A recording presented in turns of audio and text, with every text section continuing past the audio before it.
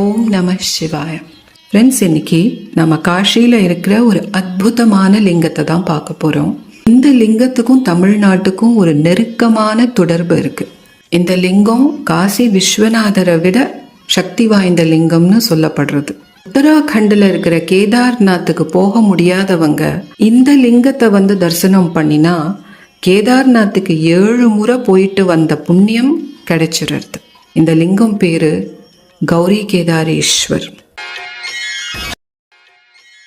லிங்கம் அங்க எப்படி வந்ததுன்னு பார்க்கலாமா? மாந்தாத்தான்னு ஒரு ராஜா இமாலயத்துல இருந்தாரு. அவர் பெரிய சிவபக்தர். அவர் 1000கணக்கான வருஷங்கள் தவம் இருந்தாரு சிவனை நோக்கி. ஏன்னா அவருக்கு சிவனோட ஆத்ம லிங்கத்தை பார்க்கணும் அப்படிங்கிற விருப்பம். ரொம்ப வருஷம் கழிச்சு சிவன் அவர் ஏத்தா மாதிரி பிரத்யக்ஷமா ஆகல.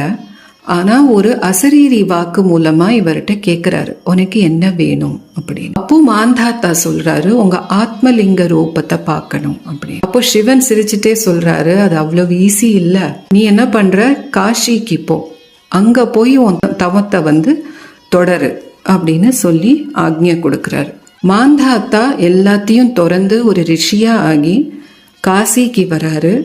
அங்க இப்போ இந்த கௌரி கேதாரேஸ்வர் லிங்கம் எங்க இருக்கோ அந்த இடத்துல தனக்கு ஒரு குடிசை போட்டுக்கிறாரு. போட்டு அங்க தன்னோட தவத்தை கண்டினியூ பண்றாரு. அந்த ஏரியா அப்போ மகாவிஷ்ணுவோட ஆதிபத்தியத்துல இருக்கு. இவரோட பிராக்டிஸ் என்னன்னா, டெய்லி நாள் முழுக்க சிவனுக்கு பூஜையெல்லாம் செஞ்சு தவம் பண்ணி சாயந்தரம் கிச்சடி பண்ணுவாரு. கிச்சடிங்கிறது நம்ம வெண்பொங்கல் மாதிரின்னு வச்சுக்கலாமா. அதை செஞ்சுட்டு அதை எடுத்துட்டு கைலாஷ் போவாரு. கைலாயத்துக்கு போய் அங்க ஈஸ்வரனுக்கும் கௌரிக்கும் அதை நிவேதனம் செஞ்சுட்டு திருப்பி அதை தூக்கிட்டு அங்க நிவேதனம் பண்ணிட்டு அதுக்கப்புறம் அந்த கிச்சடியை எடுத்துட்டு திருப்பி வாரணாசிக்கு காஷிக்கு வருவாரு. அதை 2 ஹாஃபா டிவைட் பண்ணி ஒரு ஹாஃப் தன்னுக்கு சாப்பிட்றதுக்கு வச்சுட்டு இன்னொரு பாதியை அங்க வர பக்தர்களுக்கு விநியோகம் பண்ணி கொடுத்துருவாரு. ஒரு நாள் அவருக்கு ரொம்ப உடம்பு முடியாம போகுது. அவரால் பூஜையும் பண்ண முடியல, நிவேதனமும் பண்ண முடியல. அப்போ அவர் சிவனை நோக்கி அப்படியே அவரை பார்த்து வேண்டிக்கிறாரு, இன்னைக்கு நீனே தான் நிவேதனம் பண்ணிக்கணும், என்னால முடியல அப்படின்னு சொல்லிட்டு மயக்கம் போட்டு விழுந்துடுறாரு. அவர் மயக்கம் போட்டு விழுந்த உடனே ஈஸ்வரனும் பார்வதி தேவியும் அங்க பிரத்யக்ஷமா ஆறாங்க. ஆகி அவங்க கையாலேயே அந்த கிச்சடியை செய்யறாங்க.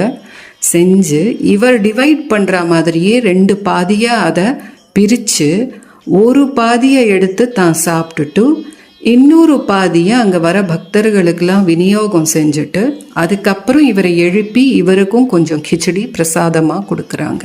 இவருக்கு ஒரே சந்தோஷம்.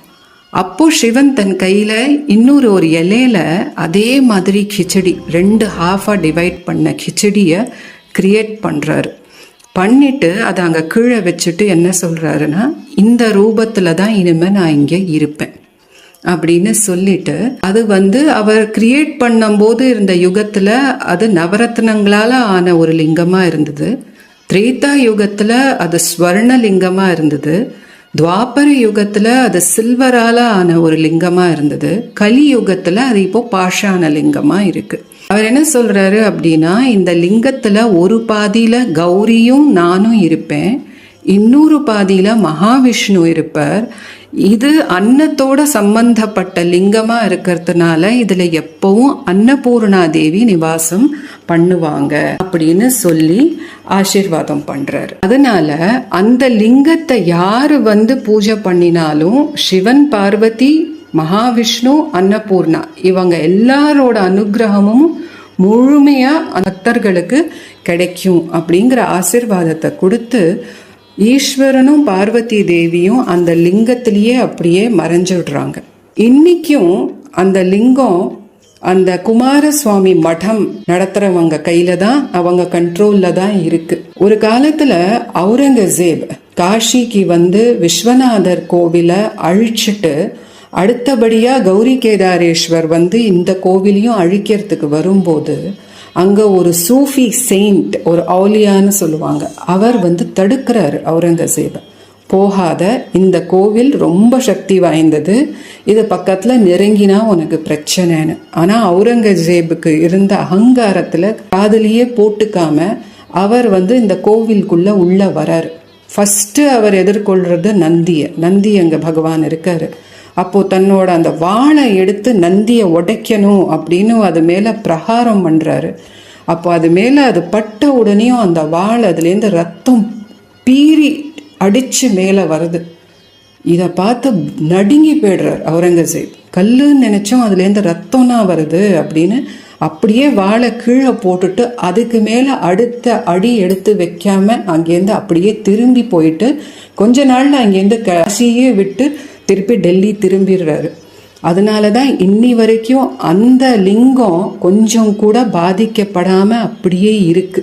அவுரங்கசீப்ல காலம் அங்கே முடிஞ்சு காசியே துவம்சமாக்கிட்டு போன அப்புறம் அந்த இடத்துக்கு வந்த அஹில்யாபாய் ஹோல்கர் அப்படிங்கிற ஒரு பெரிய மகாராணி அந்த லிங்கம் இருக்கிறதுக்கு பக்கத்தில் இருக்கிற நிறைய லேண்டை இந்த குமாரசுவாமி மடம்காரங்களுக்கு தானமாக கொடுத்து இங்கே கோவில் திருப்பி அங்கே கட்டி அதுக்கு கும்பாபிஷேகம் பண்ணி இனிமேல் நீங்கள் தான் இதை நிர்வகிக்கணும் அப்படின்னு ஆர்டர் போடுறாங்க.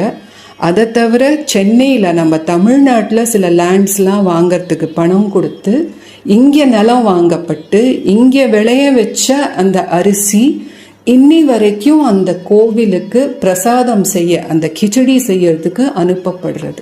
காசிக்கும் நம்ம தமிழ்நாட்டுக்கும் இருக்கிற நெருக்கமான இந்த தொடர்பு இன்னி வரைக்கும் தொடர்ந்துட்டு தான் இருக்கு. அப்பேற்பட்ட ஒரு அற்புதமான லிங்கம், அவ்வளவு சக்தி வாய்ந்த லிங்கம்.